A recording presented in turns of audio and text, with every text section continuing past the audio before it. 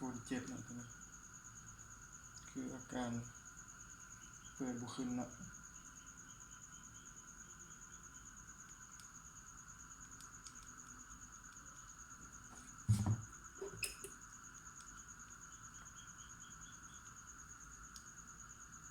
เปิดเครื่องบุขึ้นเนาะซาก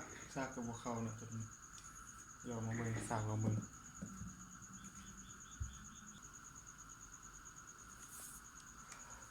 มานี้เนาะมาเบิ่ง iPhone 7ตัวนี้เปิดบุขึ้นเนาะแล้วก็ลูกค้าแจ้งมาว่าซากบุเข้าเนาะเดี๋ยวมาลองซากเบิ่งเนาะปรับไฟไป5 โวลต์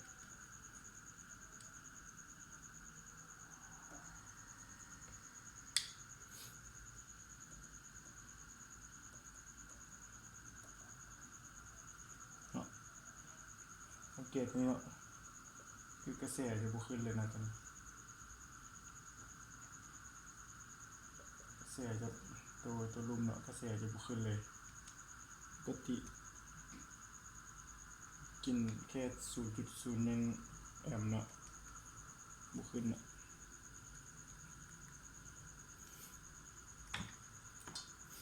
เอามาวัดเบิ่งว่า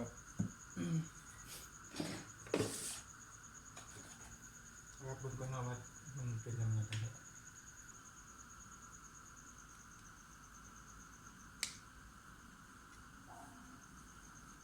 มาเบิ่งเนาะ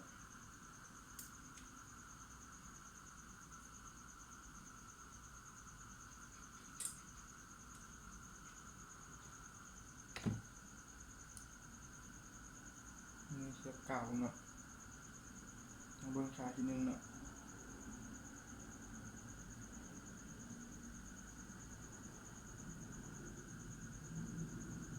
สังเกตเบิ่งกระแสเนาะกระแสตัวสีเหลืองเนาะ1,300 ไมโครแอมป์300 กว่าปกติตัวนี้กระแสจะบ่ขึ้นเนาะนะครับที่2เนาะค่าส่วนตัวก็1,300 กว่าทางด้านที่3 2.7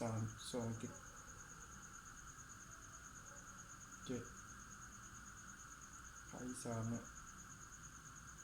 ด้วยกันเนาะ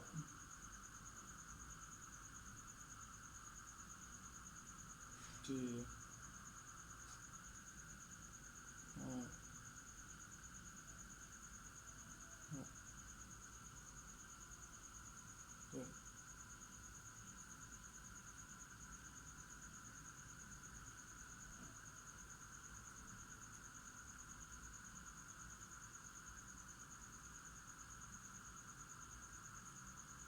ี่คนเสียบจากที่คนทราบแสดงว่ามันสดพวกIC ซากสดแล้วนะตัวนี้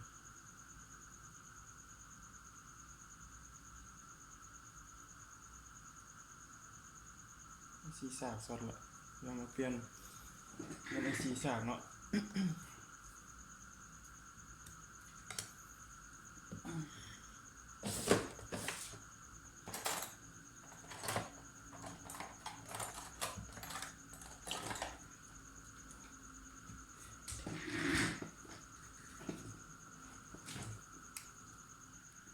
เก็บเครื่องกันแล้วทำมาเบิ่งกันต่อไปเป็นยังไงหลังจากเขาเก็บเครื่องแล้วเนาะมาเบิ่งเอามาลองจับสะพายกันเครื่องมันจะเปิดติดบ่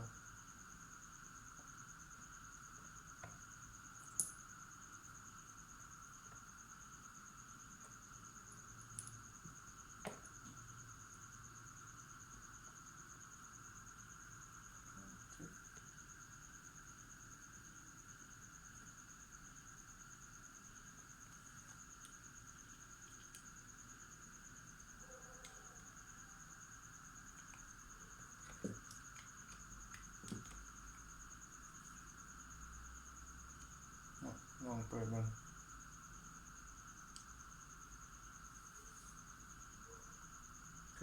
ขึ้นโลโก้แล้วเนาะเบิ่งสังเกตมันกระแส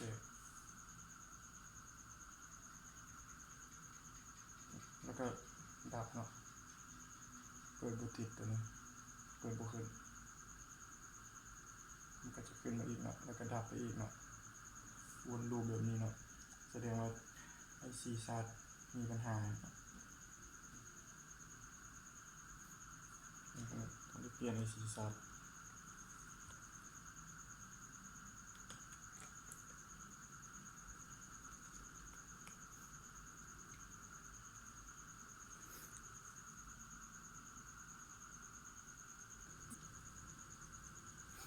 มันจะแกะออกมาเนาะประมาณนี้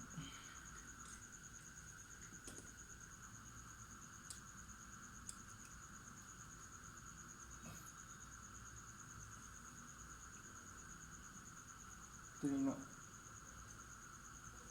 ไอซีชาร์จเนาะควบคุมการชาร์จตัวนี้ไฟสตาร์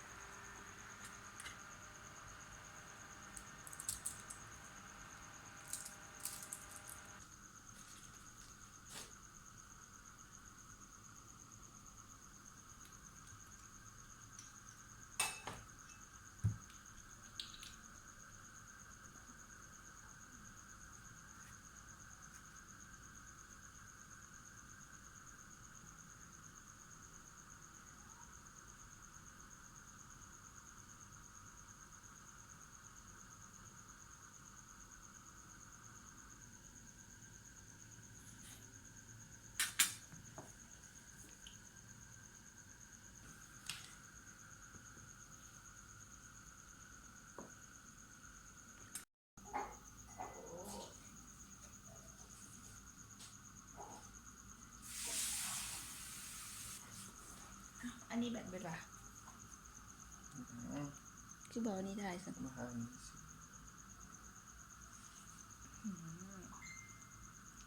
เนาะตอนนี้ค่าปกติตัวกระแสจะบ่ขึ้นเนาะตัววัดก่อนอันนี้คือเราวัดแล้วกระแสมันขึ้นแล้วก็แห้งดัน2 จุดปลายเนาะแต่ว่าตัวนี้มาวัดเบิ่งละตัวนี้จะบ่มีกระแสเลยเนาะแสดงว่าปกติเมื่อค่านี้ก็บ่มีกระแสค่านี้ตัวนี้มันจะขึ้นประมาณนี้เนาะค่า TC ค่า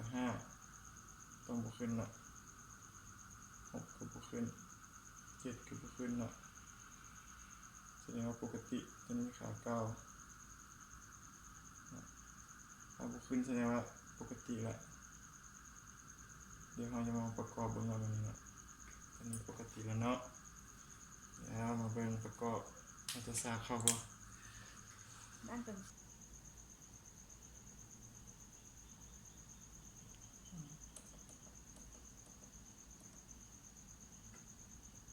เนาะ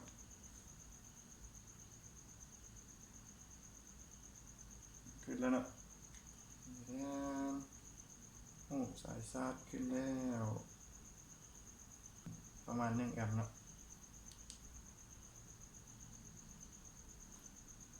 ร้อย